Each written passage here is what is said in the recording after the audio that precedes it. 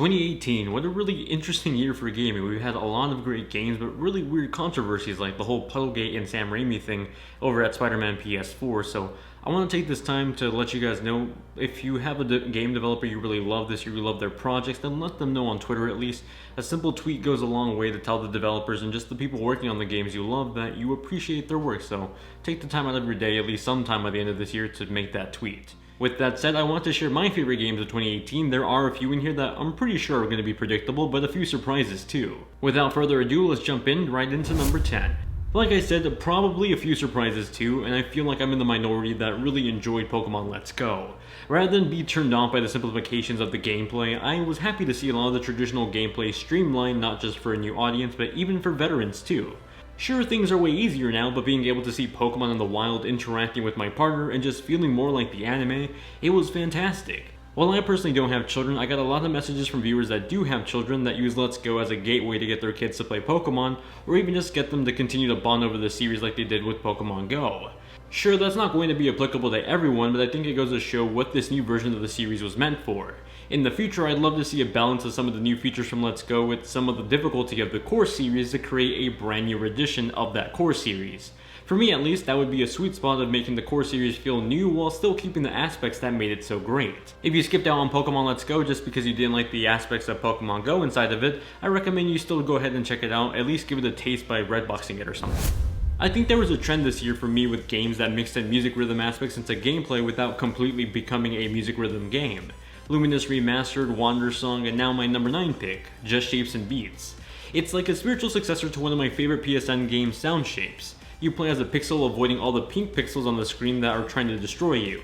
It's very similar to Sound Shapes, although you get these wild and insane boss fights that perfectly sync up to the background music, and they're so darn catchy. I've even used my YouTube Red subscription to download some Let's Plays so I can listen to the songs while I work out. They're so damn good. It's also available on PC and Nintendo Switch, so you can play it on your TV, your computer, or pretty much on the go with the Switch. Continuing the trend of awesome indie games is Celeste, a very early 2018 game that blew me away. I remember having it early for review and DMing all my video game friends just how great of a story and platformer it was. At its core, Celeste is one of the most challenging platformers that absolutely is brutal, but is rewarding at the same time. However, what really made Celeste stand out besides its gameplay was its memorable story, filled with great music and even better character personalities. When I first got it for review, I didn't expect a story so deep and memorable, especially in a time where mental health and self-care were being so prominent. It snuck up on me, but it was even better because of it. This game is available on just about every modern platform too, so no matter which one you own, you gotta go ahead and check out Celeste. Finally, being able to see Rockstar shine on current generation platforms from the get-go was really something special. Sure, we had Grand Theft Auto 5 on PS4 and Xbox One, but those were technically last generation games. Red Dead Redemption 2 showed what was truly possible from the studio, and it did not disappoint.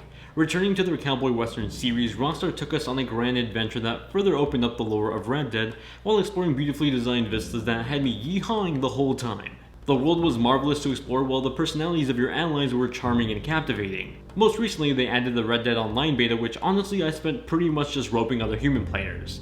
I'm a total douche for doing it, but it's a lot of fun. This came out towards the end of the year, but it's easily one of the best Metroidvania games I've had the pleasure of reviewing. Monster Boy has the charm of a new Saturday morning cartoon with its hand-drawn art style that is on par with some of your favorite WayForward games. It literally has an opening that feels like it'd be the opening to something you'd watch on 4Kids in the morning. Following a Metroidvania gameplay style, you switch between different monster forms as you try to restore order to the kingdom. You'll come across an assortment of different puzzles that'll have you scratching your head at times, but also feeling clever when you finally figure them out. It's not going to win a story writing award anytime soon, but from a presentation and gameplay standpoint, it's one of 2018's final gems, and hopefully it didn't go under your radar, because if it did, you have to go check this one out. Now this is a game I reviewed literally just a few days ago, and just like Monster Boy, it's a last minute gem of 2018. I'd compare it to really artsy games like Journey and Inside, a game that isn't so long, but one that leaves a lasting impact based on the experience you have alone. Its story is interpretive rather than direct, and along with its presentation, got me to feel all sorts of different emotions. At its core, it's a simple platformer with a few puzzles, nothing really challenging. However, as you go throughout the adventure, you'll see shades of isolation and breaking through the barriers that hold you down in life. It's an overcoming of the feeling of loss, at least that's how I interpreted it, but I'd love to hear what you guys think of it or what you thought the story was about. If you end up playing it, let me know in the comments down below. Alright, I'm not gonna say it. It's redundant, everyone says it, and yeah, this game makes you feel like Spider-Man. Okay, I said it there. Let's just move on. Anyway, Spider-Man for PS4 is by far the best video game representation of the character yet.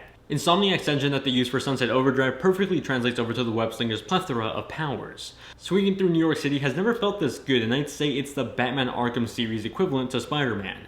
Coming up to the game's release, I don't think it was a secret or a surprise that this would be a good game from a gameplay standpoint. Insomniac is surely more than a capable developer, and they have a great track record. However, what was shocking was just how fantastic the story was. It didn't retread old points of the films, but rather crafted something completely new that, at points, even got pretty emotional. Insomniac Spider-Man is one filled with personality that has made the comic book variations so iconic. In a way, it started a wave for great Spider-Man content this year. I mean, look at my shirt, the wallpaper on my computer back there is Miles Morales. If you haven't seen Spider-Man Into the Spider-Verse, go watch it. I know this is a video game channel, go watch the movie. Buy the game as well. Both of them are great. It's a great year to be Spider-Man fans. This time last year, I would have never expected for Tetris to be a game in my top 10 games of the year list, but oh boy, Tetris is amazing. I mean, you can ask about anyone on my Discord server or anyone that knows me in real life because I pretty much am listening to the game's soundtrack on repeat. From the mind that created Res and Luminous, Tetris Effect combines classic Tetris with music reaction synchronization to create my favorite version of Tetris. Sure, it doesn't have some series favorites like a head-to-head multiplayer mode, but in its spot is the best single-player version of the series so far. Plus, if you have PSVR, you can take advantage of it and get further immersed into the Tetris effect. Super Smash Bros. Has been one of my favorite series of all time. With each new entry, Sakurai somehow finds a way to top the previous entry with more characters and content that no one thought would be possible. Despite having jaw-dropping new additions on the Wii U like Cloud, Bayonetta, and Mega Man, this new entry surprised players with the return of Snake and even more astonishing additions. Don't even get me started on Joker coming as DLC. I'm one of the most die-hard Persona fans among my friends, and while at the Game Awards, I completely lost my shit when Joker was announced.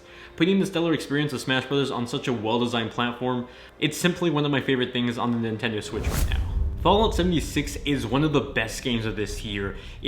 I'm just BSing you guys. Of course it's not Fallout 76. I'm hella salty I had to spend 3 days playing that game for review. The real one is, of course, God of War. God of War is memorable for a number of different reasons. It's certainly a well-crafted story of father and son trying to cope with the loss of someone they both really cared about. Their relationship isn't the best, and despite it all, they push forward on this crazy cinematic journey filled with abstract views, wild monsters, and bad literacy levels. I know how to read, boy. I previously hadn't liked the God of War series that much. The gameplay in the previous entries were solid but grew repetitive for me over time, and the characters were just boring to me. I didn't really like Kratos, but in this new perspective, his broken and withered personality is much more approachable and interesting. Not completely erasing what had happened in previous games, but rather branching off it, especially story-wise, it's magnificent. That's not even touching upon the brilliance of the game's soundtrack and the ability to create a seamless experience that never cuts away unless you die. It's a game that you have to play if you have a PS4 and a reason to buy one if you don't already. And that's my game of the year for 2018. But let me know what your favorite games or game of the year was in 2018 in the comment section down below. Let me know why, and let's get a discussion going, have some recommendations. So if you're looking for something new to play over the weekend or during the holidays or just during break, then you have a nice list of recommendations for you to go ahead and check out. If you enjoy gaming content just like this and subscribe for more of it, I upload new videos every single week and just about a review whenever there's a big game coming out, or even the smaller indie ones too. Thank you all very much for watching, hope you guys have a great day, and keep on gaming.